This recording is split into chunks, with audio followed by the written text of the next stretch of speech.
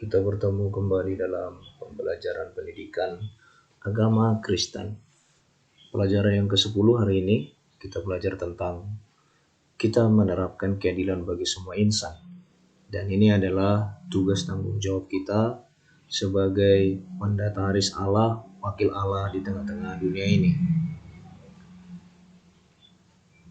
Mungkin kita semua sudah menyadari dan tahu bahwa tidak ada orang yang tidak memperoleh ketidakadilan. Semua orang pasti pernah mengalami ketidakadilan. Misalnya saja di lingkungan keluarga kita, seolah-olah ayah kita atau orang tua kita lebih mengasihi saudara kita daripada kita. Bahkan mungkin juga di sekolah, kita bisa sepertinya merasa perlakuan yang kurang adil dari teman-teman atau barangkali dari guru lingkungan sekolah kita, ya. Nah, sangat penting bagi kita, bagi siswa kami untuk mengetahui bahwa keadilan ini adalah hak semua orang dan harus kita terapkan bagi semua orang. Seorang peneliti sosiolog bernama Kaufman dalam penelitiannya di tahun 2014 mengatakan bahwa sebenarnya kriminalitas yang terjadi di dalam kehidupan masyarakat kita itu terbentuk ketika sejak dari dini orang-orang yang pelaku kriminal ini mungkin di masa kecil mereka sudah mengalami ketidakadilan. Dengan kata lain, ketidakadilan itu bisa terjadi itu karena pengalaman mereka sendiri yang diperlakukan tidak adil. Dia berkata bahwa perilaku kriminal para remaja yang dimasukkan dalam penjara itu sudah bisa diramalkan sejak mereka muda. Mereka memiliki pengalaman ketidakadilan dalam kehidupan mereka. Jadi, orang yang mengalami ketidakadilan akan memupuk rasa dendam yang kemudian dilampiaskan dalam perilaku kriminal ketika situasi memungkinkan. Nah, sebenarnya perjanjian lama maupun perjanjian baru ya di dalam Alkitab kita sangat membahas dan menyajikan bagaimana pentingnya kita harus menjadi orang-orang yang berlaku adil ya. Di dalam Alkitab ini disajikan pemahaman yang utuh tentang keadilan. Tuhan Yesus sendiri mempraktekkan keadilan ini dengan mengajarkan pentingnya kita mengasihi sesama seperti diri kita sendiri.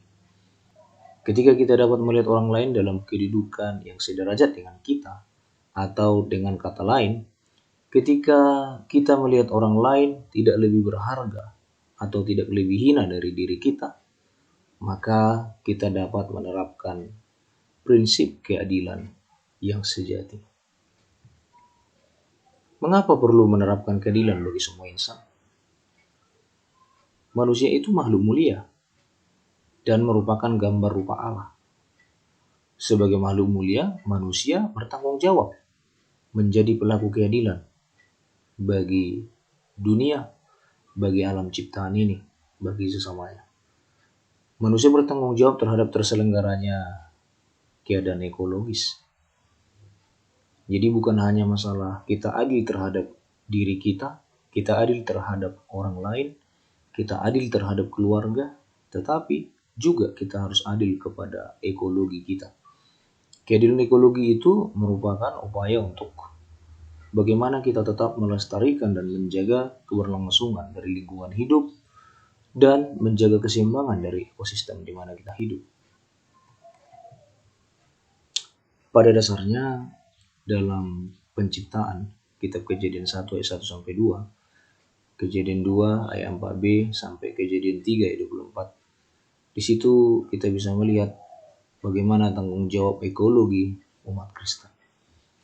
Terkait dengan hal ini, manusia mempunyai kuasa layaknya seorang pelayan. Jadi kita tidak hanya mengeksploitasi, menggunakan kekayaan alam, menikmati kekayaan alam, ikan-ikan dari laut, pohon-pohonan, buah-buahan, semua sumber daya alam ini kita pakai, kita gunakan. Tetapi kita seharusnya juga bertanggung jawab. Karena semua yang kita pakai itu adalah karya ciptaan Tuhan sendiri. Dengan kata lain, ketika kita menghargai ekologi, kita menghargai semua yang diciptakan Tuhan, termasuk alam semesta ini, itu berarti kita menghargai Dia sendiri, yaitu Tuhan pencipta segala sesuatunya.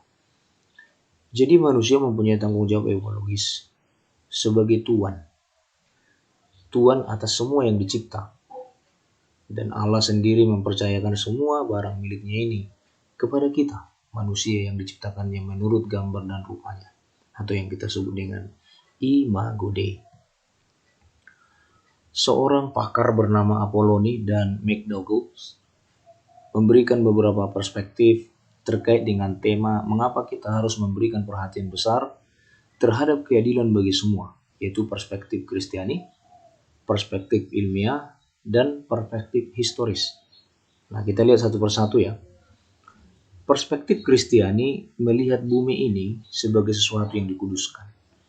Dan manusia barulah berharga jika manusia itu memberi perhatian sepenuhnya kepada semua yang ada di bumi ini, termasuk mereka yang termarginalkan dan miskin. Nah, perspektif yang kedua, perspektif ilmiah. Mereka berkata bahwa kita memperhitungkan bumi dan sumber dayanya ini sebagai hal yang terbatas. Jadi terdapat saling ketergantungan dan keterhubungan antara sistem yang satu dengan yang lain. Manusia harus melakukan usahanya dengan bijak dan hati-hati. Yang terakhir, dari perspektif historis melihat bahwa populasi belahan utara dari dunia ini, bumi ini, sebenarnya sepertinya lebih cenderung menikmati sistem ekonomi, sosial, dan politik melalui industri, eksploitasi alam, dan lain-lain. Padahal dampaknya bukan hanya dirasakan oleh orang yang di belahan utara. Orang yang ada di belahan selatan pun merasakan dampak dari eksploitasi, industri, dan pemanfaatan lingkungan, pemanfaatan sumber daya oleh orang-orang di belahan utara. Jadi sepertinya memang tidak adil. Nah, sekarang bagaimana kita mewujudkan keadilan bagi semua insan? Perhatikan topik ini. Dobson mengaitkan antara keadilan sosial dengan keadilan ekologis. Keadilan ekologis itu dapat ditegakkan bila para pemimpin dan penegak hukum memperhatikan keadilan sosial. Dengan kata lain, tidak mungkin kan kita berlaku adil terhadap ekologi kita. Sementara kehidupan sosial kita antara sesama kita dengan manusia yang sama-sama hidup di bumi ini, manfaatkan lingkungan dunia, lingkungan hidup kita, sumber daya kita sendiri tidak adil. Jadi ini penting. Mengapa? Karena mentugas para pemimpin dan penegak hukum untuk memastikan bahwa rakyat mereka berada di bawah pimpinannya memang benar sejahtera, tidak dipersulit, dan juga tidak diperalat oleh segelintir orang yang memiliki kekuasaan lebih. Atau dapat juga dikatakan bahwa setiap manusia harus mendapatkan hak untuk kesejahteraan hidup. Keadilan semua insan ini hanya akan tercapai dengan keadilan lingkungan. Keadilan semua insan itu hanya bisa tercapai kalau di dalam lingkungan hidup kita sudah terterapkan keadilan lingkungan, atau yang disebut dengan environmental justice. Apa itu environmental justice?